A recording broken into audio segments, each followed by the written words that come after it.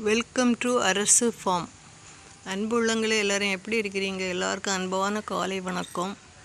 இந்த வீடியோ பயனுள்ள வீடியோ தான்.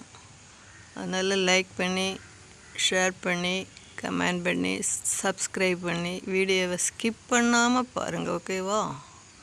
இது என்ன பழம்னு பார்க்குறீங்களா? சாத்துக்குடி. மலை ஆரஞ்சுன்னு சொல்லுவாங்கள்ல, மலை ஆரஞ்சுன்னு சொல்லுவாங்க, கம்பளி மெசன்னு சொல்லுவாங்க. இது அவ்வளவா சுவையாக இருக்காது. வெயில் காலத்துக்கு தண்ணி தாகத்துக்கு அருமையாக இருக்கும். மற்றபடி மழை காலத்துக்கெல்லாம் இது எடுபடாது, சுமாராக தான் இருக்கும். இதில் 2 வெரைட்டி உண்டு. ஒன்று வெட்டி சாப்பிடும்போது உள்ள பிங்க் கலரில் இருக்கும். இது வெள்ளை சொலையாக தான் இருக்கும், அவ்வளோ அருமையாக இருக்காது. ரொம்ப காய்க்கல, ஒரு 5-6 காய் காய்ச்சிருக்கு. ஆனால் பெருசாக இருக்குது, இன்னும் பெருசாட்டு வரும். இது இன்னும் விளையலை, விளைஞ்ச பெருசாக இருக்கும். ஒரு தேங்காய் கிளை வரும். பார்க்க பெருசாக இருக்கும், ஆனால் டேஸ்ட் அவ்வளோவா இருக்காது. இது தன்னாலே முளைச்சி வந்த செடி தான். ஒரே இடத்துல 2 முளைச்சி நான் நார் தண்ணிலிட்டு விட்டுருந்தேன். பிறகு வளர்ந்து காய்ச்ச பிறகு தான் தெரியும் இது கம்பளி மெச செடின்னு. அவ்வளோவா காய்க்கலை, 5-6 காய் தான் காய்ச்சிருக்கு.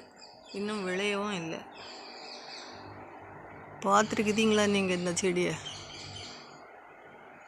ஃப்ரூட்ஸ் கடையில் இந்த பழம் கிடைக்கும். மலை ஆரஞ்சு, கம்பளி மேசனும் சொல்லுவாங்க. பார்த்தா வாங்கி சாப்பிடுங்க மக்களே, ஓகேவா? இதெல்லாம் பெரும்பாலும் நம்ம குற்றாலம், திருப்பரப்பருவி அங்கே போகலாம், அந்த ஏரியாவில் கிடைக்கும். அதான் ஃபேமஸ். மேற்க போக போக போக மேற்கு தொடர்ச்சி மலை ஓரம்